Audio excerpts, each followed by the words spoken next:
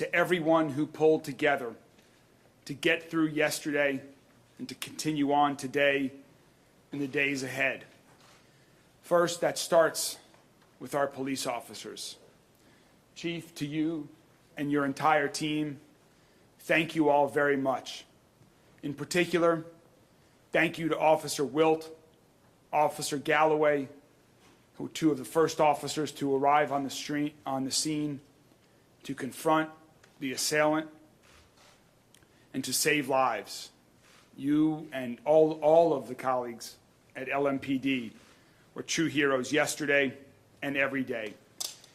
And to our other first responders, EMS, Louisville Fire Department, Jefferson County Sheriff's Office, the 911 operator at MetroSafe, who handled calls and dispatched so efficiently and well, and to our state and federal partners, thank you.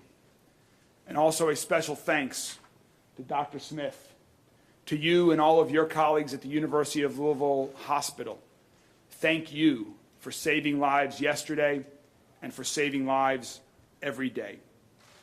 I also want to acknowledge the rest of our Metro government team who dealt with the challenges, adapted to the circumstances, and did what was asked of them yesterday to help others in our community.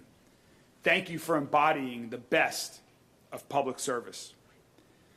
As we talk about what's happened since yesterday, I have to acknowledge the painful fact that this awful act of violence at Old National yesterday has taken another life.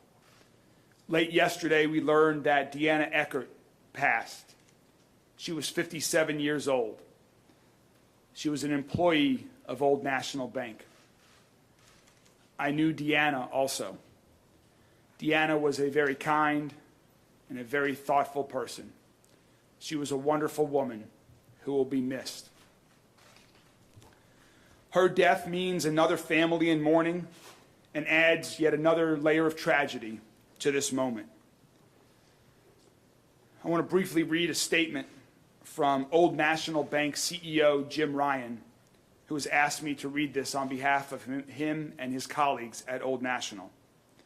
Quote, "There are no words to adequately describe the sadness and devastation that our Old National family is experiencing as we grieve the tragic loss of our team members and pray for the recovery of all those who were injured. Obviously, this is an incredibly difficult situation, and our entire focus is on making sure that everyone affected has the support and assistance they need.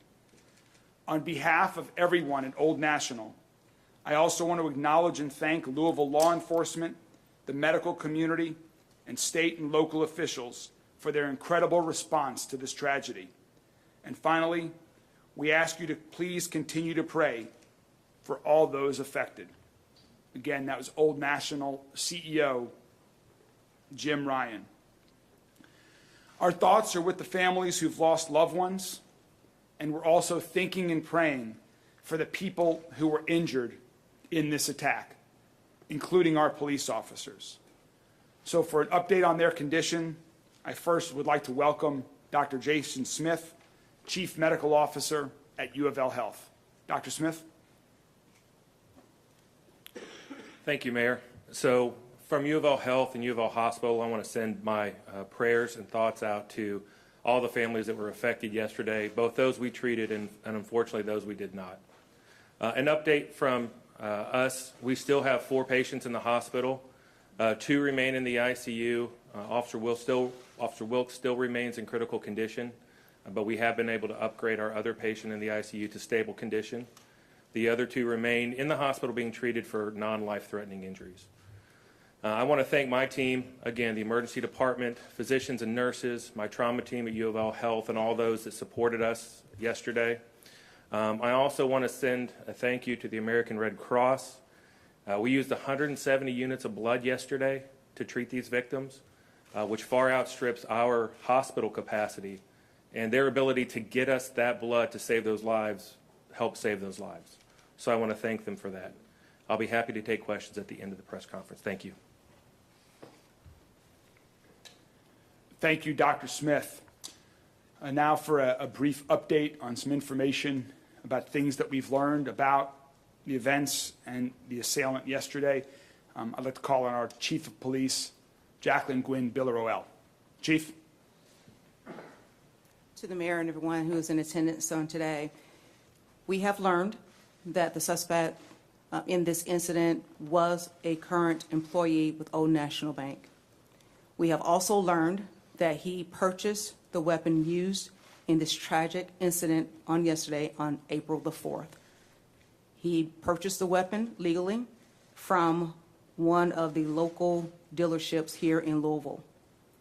We have executed a search warrant on his residence, and we have recovered items, and we cannot get into specific details on what we recover at this time because, again, the investigation is ongoing, and we want to make sure that we're providing accurate information. The family deserves that, and the community deserves that. We also would like to share that later on this afternoon, we will be releasing body-worn camera footage of the incident. And so that information of the time will be released to you and the location, so everyone will be privy to that information. Thank you. Thank you, Chief. We need to acknowledge that a tragedy like this affects everyone. I've already talked about some of our first responders and colleagues in Metro government. Thanks also to the faith leaders and social workers and mental health professionals who provided comfort and counsel to people in understandable distress. I also want to acknowledge the teachers and parents who had to have difficult conversations with our children throughout our community about this inexplicable act of violence and cruelty. We're all feeling shaken by this, and scared, and angry, and a lot of other things too. It's important that we come together as a community to process this tragedy in particular, but not just this tragedy. Because the reality is that we have already lost 40 people to gun violence in Louisville this year, including another young man yesterday, just a few blocks away from Old National Bank, shortly after this tragic incident happened. That was a separate targeted incident, but the result was the same. Needless tragedy, needless loss of life. In order to help the people of our community, of our great city, come together and deal with this outbreak of tragedies, to grieve, to pray, to unite, I'd like to announce that we are going to be hosting a vigil tomorrow, Wednesday, at 5 p.m. at the Muhammad Ali Center Plaza. This vigil will be to acknowledge the wounds, physical and emotional, that gun violence leaves behind. It will be an interfaith opportunity for our entire community to come together, to grieve, to heal, to begin to move forward. We also know that Wednesday is a night of worship for many across our city. And so, working with Paul Callanan and his colleagues at the Office of Safe and Healthy Neighborhood, we will be having grief counselors at over a dozen churches throughout our city that have regularly scheduled worship on Wednesday evenings as well. We invite the entire community to join us at the Muhammad Ali Center tomorrow at 5 p.m. And also, if you prefer to worship on your own, again, we will be providing some grief counselors, and we'll have a list of those churches where members of Office of Safe and Healthy Neighborhood will be located by mid-afternoon today. And I want to thank the Muhammad Ali Center for hosting this vigil on such short notice. One really loving thing in the midst of this tragedy has been the sheer number of people locally and around the world who've shown such love and support for our city. It means a lot to my wife, Rachel, and I. We are deeply grateful on behalf of everyone in Louisville for those who have reached out from beyond and within our city borders. There are so many people who want to do something, who have offered to help, who see this nightmare unfold and want to make it better somehow. We love and appreciate that so much. For those of you who are looking to take action right now, to show your support for the first responders who are trying to save lives, and for the victims of gun violence, one great way to do that is to donate blood. According to Johns Hopkins University, gunshot wounds require much more blood than other types of injuries. You just heard Dr. Smith talk about the amount of blood that was needed and used yesterday. He mentioned his thanks to the Red Cross. We're very thankful to the American Red Cross, so we encourage people to make an appointment to donate at redcrossblood.org. That's redcrossblood.org. We encourage everyone to donate blood, and if you can't, there are other ways to support the American Red Cross with donations or your time. So next, I'd like to call up Steve Cunanan, who's CEO of the Louisville Red Cross. Steve? Thank you. Our thoughts and our deepest sympathies are with the people of Louisville and those that have been impacted by Monday's tragic shooting. At the request of local emergency management on Monday, the American Red Cross Louisville area chapter and its volunteers helped support a family reunification center. The Red Cross continues to work with local authorities and their community partners and is helping to provide aid and assistance to those people affected by this tragedy. At this time, the American Red Cross is working closely with the University of Louisville Hospital, and as Dr. Smith has mentioned, we have provided more than 170 units of blood products to the hospital to treat those that have been affected by this. The Red Cross stands ready to provide additional blood and blood products upon the request. And as the mayor has mentioned, volunteer blood donors are needed each and every day to help save lives. This tragedy illustrates that it's the blood that's already on hand and on the shelves that helps during an emergency. Type O negative is the universal blood type, and that is what the emergency room personnel use and what they reach for when they don't have time to determine a blood type, and that's one of the types that is needed most. The American Red Cross is grateful to all those donors who generously give blood throughout this country. Thank you. Thank you, Steve, to all you and all of your colleagues at the Red Cross. There's one more topic that we need to talk about today, and that's guns. Yesterday's tragedy brings us to 40 people who've been shot to death this year in our city. That level of gun violence is beyond horrific, and it's beyond anything we can and will accept in our community. Our police did a heroic job yesterday and every day. And we are already doing a lot to reduce the amount of gun violence in our city and make Louisville safer.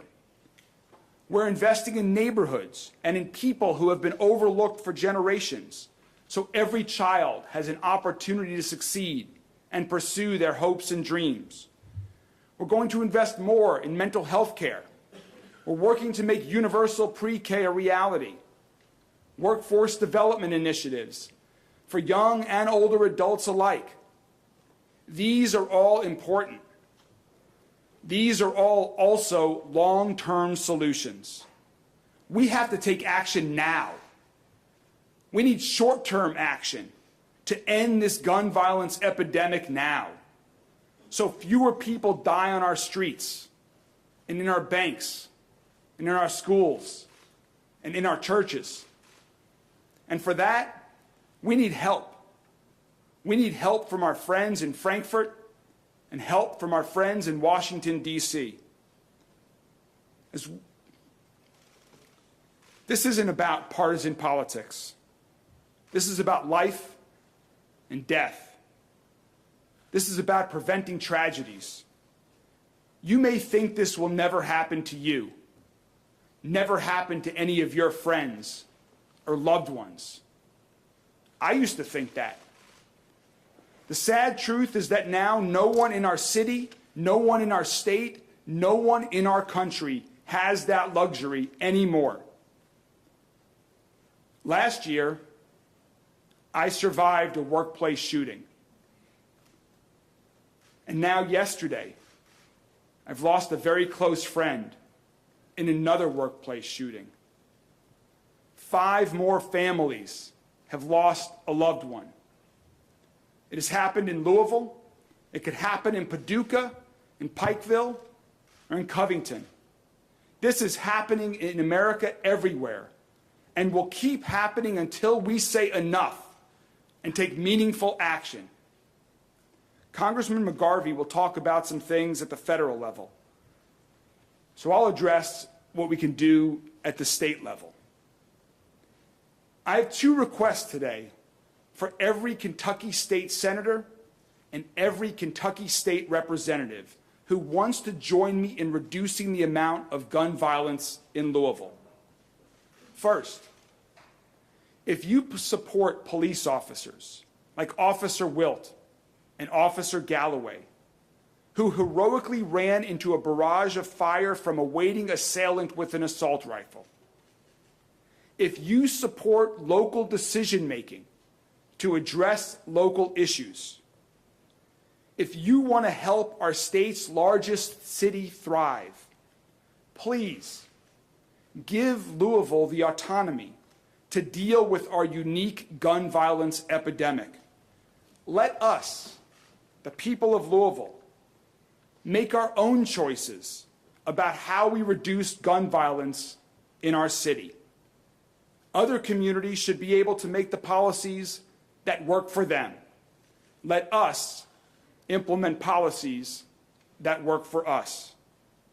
So please change our state law to let Louisville make its own decisions about reducing the amount of illegal guns on our streets and gun violence that is killing far too many people in mass shootings, in individual shootings, in any shootings. Let me be clear. I don't care about finger pointing. I don't care about blame. I don't care about politics.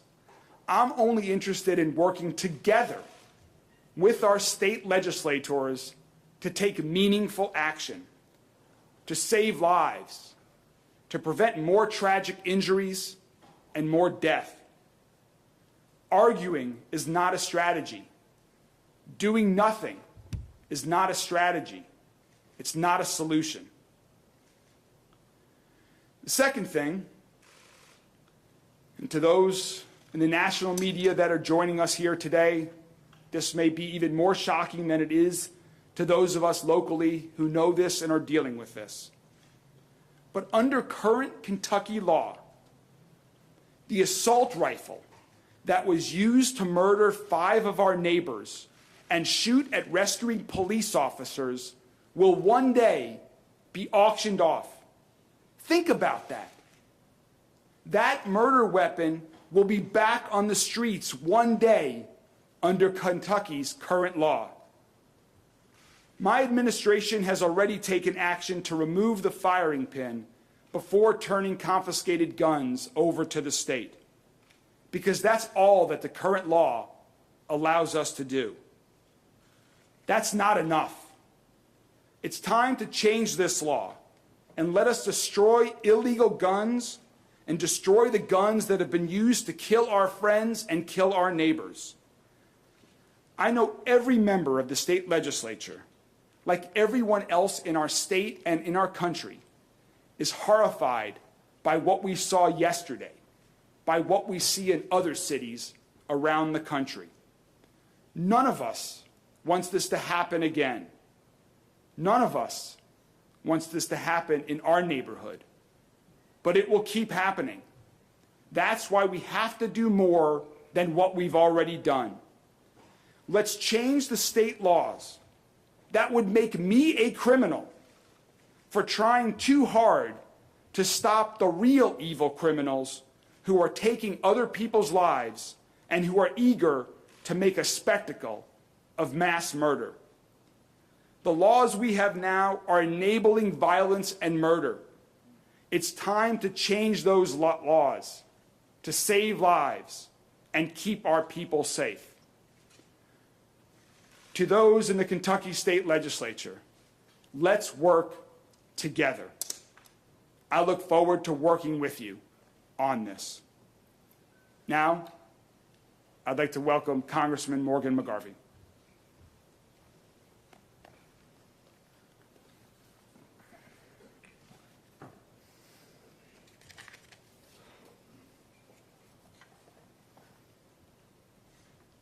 Morning. Thank you to Mayor Greenberg and your team, Rachel, for your leadership through this. I'm not here today simply as a congressman. I am a lifelong Louisvillian, born and raised here, and my heart hurts.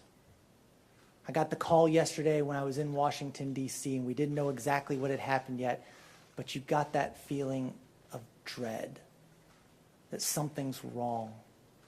This isn't normal.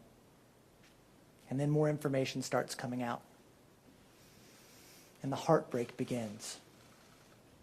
And the names start coming out. And we know them. And they're friends. Because this is Louisville. Louisville, Kentucky. The biggest small town in America. We call it Louisville Village because really and truly everybody knows everybody. We are not 7 degrees of separation from people in Louisville. We are 1 degree of separation from people in Louisville. When we ask you, what school did you go to? We mean high school. I went to Manual High School. My mom went to Wagner High School. Louisville is my home. And we are hurting. This is an unimaginable tragedy for our community. As Mayor Greenberg mentioned, Deanna Eckert passed away last night, a truly lovely woman. Jim Tutt is no longer with us. Josh Barrick is no longer with us. The woman who was the maid of honor in our wedding and for whom we are the godparents of 2 of their children, called me yesterday from the Barrick's house and said, I'm with Jessica Barrick. She hasn't heard from her husband. Can you find out if he's alive? I called LMPD, and as they did everything yesterday, were quick in their response. I had to call back and say, I cannot confirm anything, but he is not on the list of survivors. And she had to tell their 2 small children that their father would never come home from work. Juliana Farmer is no longer with us. Tommy Elliott, my friend, is no longer with us. Because it's Louisville, I didn't just know Tommy, I knew Tommy well. His wife even worked with my wife for a time at a company here in town. Their lives have been forever changed. The people who knew them are forever changed. Our community is forever changed. I am so grateful to the quick response of the Louisville Metro Police Department. Chief, your team was incredible yesterday. To run headfirst into that gunfire, without question, saved lives. It also changed lives. Officer Wilt, as we know, is fighting right now after being struck in the head by an AR-15 round on his 4th ever shift as a police officer. To the team at U of L, thank you. Dr. Smith, again, this is the collateral damage of gun violence. Every person who touched these victims and these officers had to deal with this trauma and will have to process this trauma in their own way. Thank you also to all of our first responders, the Louisville Fire Department, our emergency medical technicians, to the FBI, to the ATF, to everyone who is involved. Continue to pray for the people recovering. They need it, and we want it. Today and in the weeks ahead, we are grieving. We are hurting. We are heartbroken. We are despondent. But we are Louisvillians. And that same close-knit community that creates this heartbreak will knit together the strength that brings us back. I'm proud of the mayor and his team for the job they've done. I've talked with the governor. I've also worked with federal authorities, talking with Secretary Mayorkas at Homeland Security and the Vice President of the United States. They are sending additional resources to Louisville, including counseling resources. Unfortunately, this is not the first, second, or third time an incident like this has happened in our country. They know what to do, and they're going to be helping us out. I will continue with our federal and local officials to mobilize the resources we need, working with our police departments, our faith leaders, our city and state leaders to make sure that our city receives what it needs to begin healing. And we need to take this grief and turn it into action. I am a person of faith. I was raised in the church. We've raised our kids in the church. Please, if you are a person of faith and you want to give us your thoughts and your prayers, we want them and we need them. Our community is hurting. But we need policies in place that will keep this from happening again, so that thoughts and prayers do not have to be offered to yet another community ripped apart by the savage violence coming from guns. Look at what's happening. I had somebody tell me the other day, don't make this political. Fine, don't make this political. People's lives aren't political. Public safety isn't political. Put those policies in place that put people first. People over guns, kids over guns, public safety over guns. Because that is what we need to address this problem. I'm an optimist.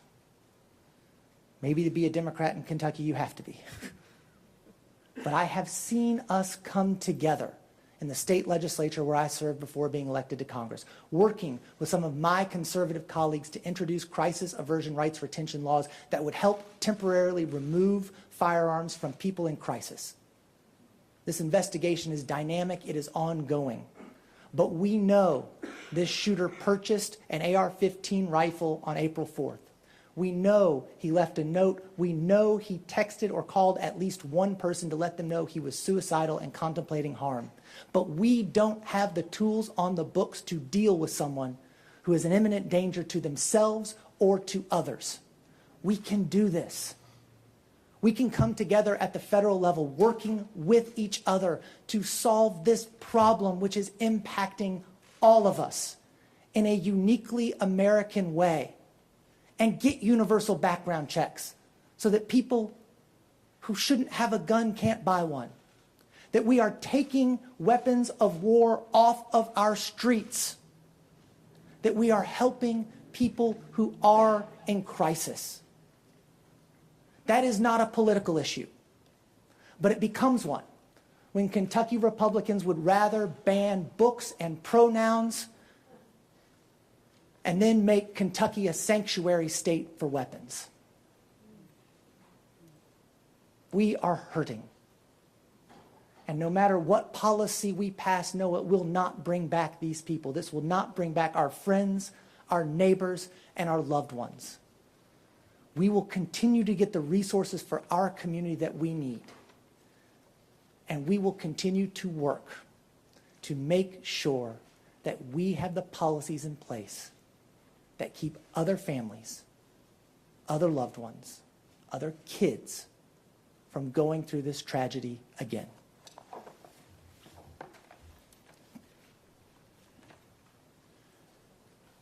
Thank you, Congressman McGarvey.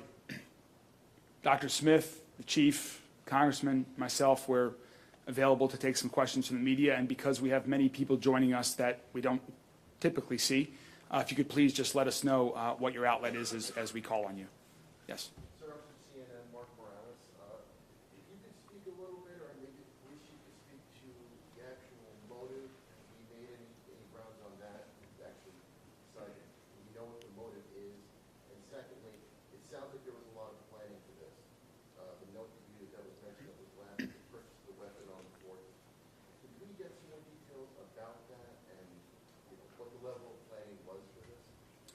The chief might have some other things to add. I don't believe we have any other information to provide at this point. As the chief mentioned earlier, we have been able to confirm that he was a current employee of the bank and when he purchased the weapon. But chief, do we have anything? There's nothing else further at this time, but we do know that this was targeted. He knew those individuals, of course, because he worked there. And the evil that was played out on yesterday, taking those lives and injuring so many others, just truly unfortunate. But again, the investigation is ongoing, and whatever we uncover, it will actually be revealed to everyone. Would you say he's already targeted individuals at the bank, or just the bank in general? We don't have an answer to that yet, Mark. We don't know.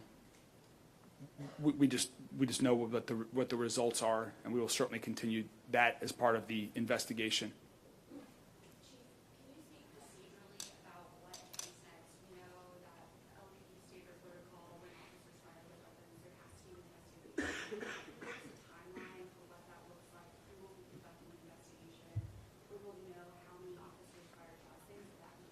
Yes, and I have my colleagues here who have been done an extraordinary work in helping me on yesterday.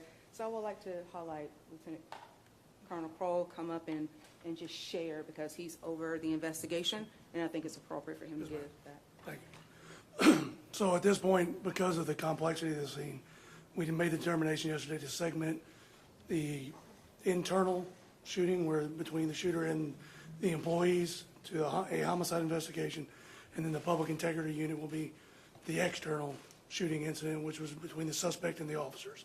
So there's two separate investigations going. Louisville Metro Police will be handling the public integrity unit and the homicide investigation. We discussed it with KSP yesterday and determined that was the appropriate route for us to keep it within our own structure there. As far as number of rounds or any specific information, it's going to be quite some time before we're going to share any kind of specifics that would, taint the investigation one way or another. As I think we've said multiple times, it was an AR-15. Yes, sir. Yes, ma'am. Adrian Rogers from CNN, and my question is for Dr. Smith. Thank you first to all of you for being here. Can you just share with us what is on your heart and what that process was like for you and the team who had to operate on Officer Wilson, and how long did the surgery take? Sure.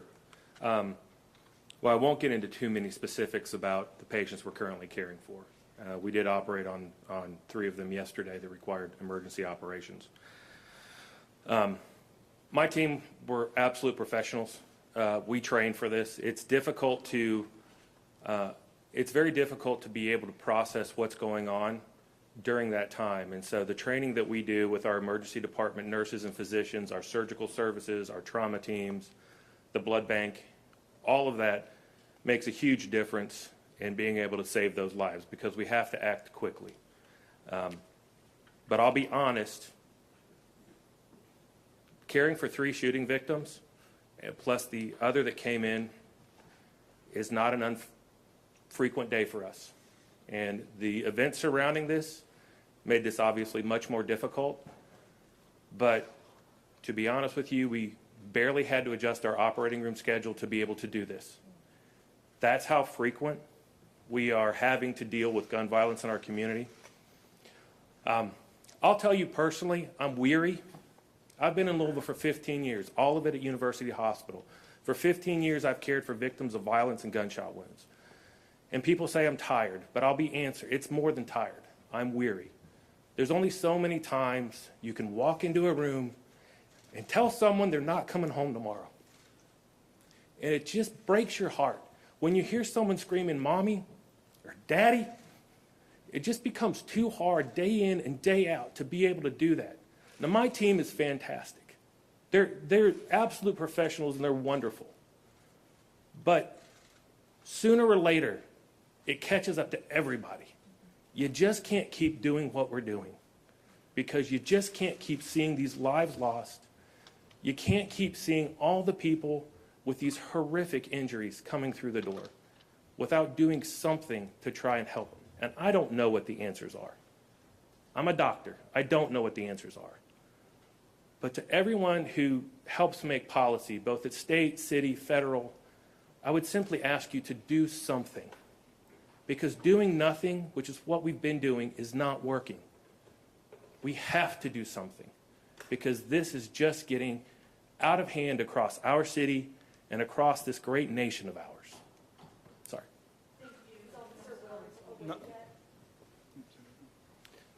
Yeah, he's still in the ICU. He's still sedated. And I apologize. I am not going to release any other information for the patients that we're still taking care of. Still in critical, you said yesterday the next 24 hours are going to be very intense. Is that still the same stance today? Yes, so he's still in critical condition in our ICU. He's being treated by our neurosurgery team, being treated by our trauma team and our anesthesia teams, and is still undergoing a lot of care at bedside. And good news, we had another patient released. I know we talk a lot about the hurt to see these people receive trauma care, but another person was able to leave and walk out of the hospital. How does that feel to see the good part of this today? Yeah, so I mean, the answer is that, you know, today we had 4, we may have 3. The ones that are doing well are doing well. And I think, you know, the work that we do with the physicians and the nurses at the hospital is just, it's unbelievable sometimes the people that we're able to save these days. We have partners like the Red Cross that can get us, you know, 170 units of blood in an 8-hour period of time. It's just the coordination of the city, of the healthcare system, and of the hospital is outstanding to be able to say that those patients are going home. Was there armed security at the bank, and can you talk about any steps that people inside the bank may have taken that might have saved lives, or that they might have taken that were like the right thing to do if any of us were in that situation? Yeah, I'll call on the chief or someone from LMPD to talk about precautions to take if this ever happens to you and you find yourself in a similar situation. I don't think we have the information yet on whether there were armed guards within the bank. We don't have any evidence that there was, but we have not yet confirmed that. Chief, you or someone else from LMPD? Deputy Chief Hall. Talk about some precautions. Like you said, we have no information about any armed security that was at the bank, but in these situations, it's very simple. We teach people run, hide, fight, right? I can say that we do know that people saved their own lives yesterday when they heard the gunshots, and they either run or hid, and they got out of the danger area, and we are grateful for that. So run, hide, fight. Get out of the area. If you cannot get out of the area, hide. If you cannot hide safely, fight. Do not think that you do not have the capacity to fight back and save your life. When it comes down to it, that's the only choice you have, and you better fight like your life depends on it, because you have to. So run, hide, or fight.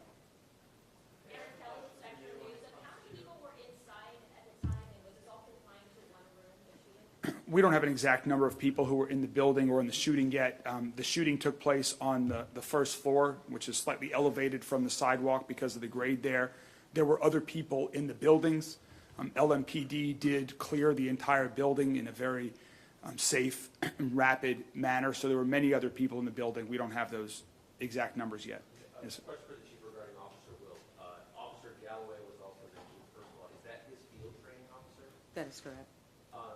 Obviously, as we heard, this was his 4th shift on the job. Is it accurate to say he still did not hesitate He did not hesitate at all? at all. He was with his field training officer, and he did not hesitate. I'm just truly proud of the heroic actions of those 2 officers and everybody else that responded. They went towards danger in order to save and preserve life. And that's what you saw on yesterday. They stopped the threat so other lives could be saved. And so no hesitation, and they did what they were called to do. And how do you, as we've heard from Dr. Smith, being weary about his staff having to treat gunshot victims over and over, are you weary about your officers having to run into these circumstances frequently? I'm not wary at this point as to what my officers are going to do because they've been standing up. They're still engaged. They're still serving the city. I'm weary that we're dealing with the violence, but I'm not weary that my officers are going to lay down and stop doing what they are told and trained to do. And they looked at me and they were truly amazed at how everybody came together. And one of the questions I asked them on yesterday, I said, if we don't go, who will? And they all nodded that they're going. And so we'll continue to go. because the citizens of this great city depends on us. And so I'm just really proud of the resiliency of LMPD. The men and women of this great city is showing up and they're serving, and I appreciate them, and I appreciate the community support for our department. One question here, and then we'll go over. 1 second, Isaiah. We'll get this question, and then we'll come over to you guys. I appreciate it. Maggie Basso, NBC News. Thank you all for this update and for having me to get the end. Robert, this is also for the chief. First, can you just confirm, was Officer Galloway the other officer shot during? Yes, ma'am, he was grazed in the left side. I appreciate that. What was his first? What is his? I'm sorry. Cord. Corey? Yes. Thank you.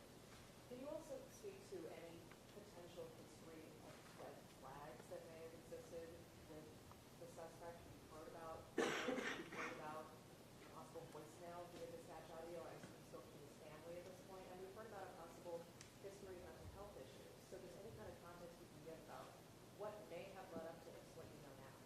Again, it's still ongoing, and we're just trying to piece everything together and just truly unfold everything. But again, once we do have it all, you'll be able to receive that information in its totality and with accuracy, because that's important. So right now, we're just still at the beginning stages, and I know we want more, but we're right here, and just the family deserves for us to get this right and continue to do the right way. Can you confirm an existence of a note? Is that something? Sorry? An existence of a note. I don't want to confirm that just yet. The confirmation of a note. Okay, so we're just going to leave it right there for right now. Isaiah? Mayor, you share a relationship with many folks who work in that building with a current report saying that the shooter was given notice of his termination of work there. Can you confirm that? That is not, from what I have been told from an official at the bank, that is not accurate. The shooter was a current employee of the bank. Not to my knowledge. I don't believe that is correct. I don't believe that is correct. Here you laid out a number of things that your administration has done thus far, but you also leave the state legislature two laws specifically that you'd like to see them change or get changed. With that said, do you feel at this point that your administration or this government has done all it can to address the gun violence issue, and now the state legislature is essentially the only agency that can make things involved allowing you to do it? We're going to continue to keep trying. We've been doing a lot. We've started to do things that had not been previously done, both in terms of short-term action with respect to reducing the amount of illegal guns on our street and long-term investments in people and neighborhoods. And we're going to keep trying.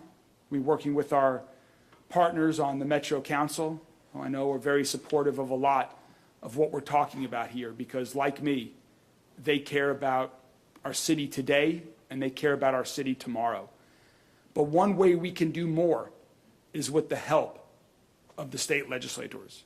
And that's why I'm reaching out to all of them today, and will continue in the days and weeks and months ahead, is to help us, give us more tools in our toolbox to address this unique gun violence epidemic that we have in Louisville in a way that the members of the Metro Council and our administration and the people of Louisville feel is most appropriate to keep our city safe. Do you want to see a special session? I'm not calling for a special session at this time. I want to have conversations. I want to work on a plan, and I want to work on getting that implemented as fast as possible, and we can figure out those details later. I have a question for Dr. Smith. Just, we were told about the 170-plus units, something like that was used yesterday. A lot of people have been asking how can they help. Speak about just, something as simple as getting blood and contact with one of you all with your operations right now. If there are other patients outside of, this atmosphere, this unfortunate situation that happened yesterday that may need to meet with the operation. Yeah, there are always other patients, is the simple answer to that. When we appreciate everyone getting out, but donating blood now helps us in the future. And the lives that were saved yesterday were because of the American Red Cross and the blood they had on the shelves and the blood that they provided us. So going now to donate and continuing to donate is what's going to make a difference for the patients that are coming through the doors tomorrow, today, a week from now, a month from now. It's not just enough to go once, because the blood is a finite resource. It lasts a finite period of time. It needs a continual effort from all those in the community to help supply the blood products needed to care for those that are victims of violence, of trauma, of car accidents. And I think that is really the message to get out, is give blood and continue to do that. What were the names of the other two officers who were injured, other than Officer Wilk? One was Officer Galloway that we were talking about, and the third was? And that's correct. We had just another officer that was just had a bruise on the left. It was not the result of a gunshot. The third officer was injured in the response, but not as the result of a gunshot. Tara? To run the resolution this morning for Dow Chemical Bank of America emergency testing, I wondered if that was in response to what happened yesterday, or if these are standard testing. I'm not aware of anything in relation to that, so I don't have any information on that. Yes, sir, no. In the blue.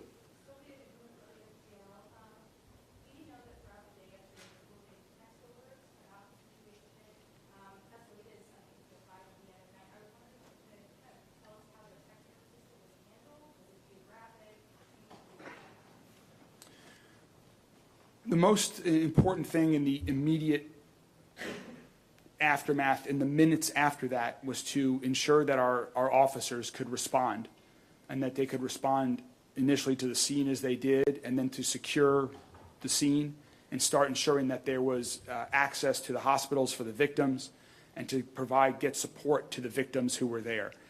That was the immediate focus, and so shortly after the shooting, an alert was sent out to encourage people to avoid that area. I understand that was well after the situation.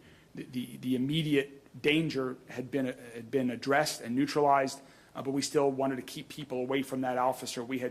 From that area. We had so many first responders of all sorts that were there, and we were trying to keep those lanes clear and people away from there so that they could focus on doing what they needed to do.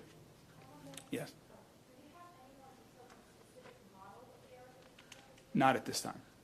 Yes. Hi, my name is Natalie Mitchell. I'm firework. I know you've mentioned that he was a current employee, but do you have more details about how, where, if he gained entrance to the building? Was he waiting for his colleagues? Or when exactly, what's that timeline? He was a current employee who worked in that building, so he had access to the building as a result of being an employee in that building. Do we know if the shooter was armed with multiple weapons or just an AR, and do we have an idea of how many rounds he was able to discharge in a short period? Okay. This is for service, how many more Jews the police and how many Jews or corner? How many guns from breaking a corner? How many guns did the shooter have? And shot corner and shot the police. Yeah, at this point in the investigation, we're not going to share any specifics as far as firearms, other than what's already been stated, how many rounds were fired, how many people involved. It's premature for us to have that discussion. We're still gathering the information, and even what we think we know right now, it would be premature to hang our hat and say this is 100% what happened, because it is still ongoing. So it's not appropriate or responsible to put that information out right now, and then we have to walk it back at a later time.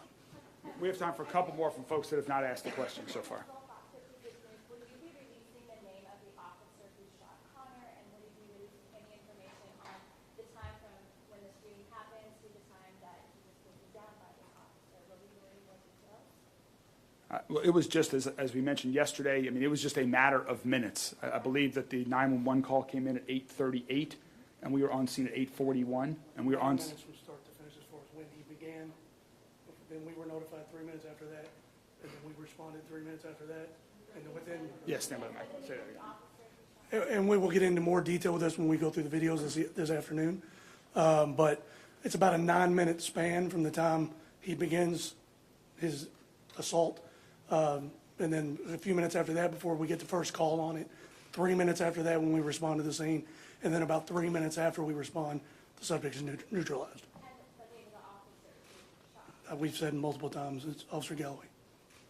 All right. We have time for 2 more questions. Yes, sir, and then over on this side of the room. Yeah. With the CJ, officers looking Galloway, how were they able to get there so quickly? Were they in kind of position to, and just how was it generally? That's their geographic area of responsibility, so they were patrolling in the immediate area when the calls came out. I'm sorry, did you say Officer Galloway is who shot the shooter? Yes. Yes. Bill Kirkos with CNN. Along with being a rookie officer and the courage he displayed yesterday, can you confirm if Officer Wilk was still serving as a firefighter or an EMT, even on a volunteer basis? Going on. Is Officer Will serving as still as an EMT or? He previously worked with Oldham County. Okay. Previously worked at Oldham County. We don't have any other information on that. We, again, as was mentioned, we will continue to provide updates on all of this. We will be releasing body camera footage later this afternoon. If there are other updates available at that point in time, we will make them available. Thank you all very much for being here. Have a good day.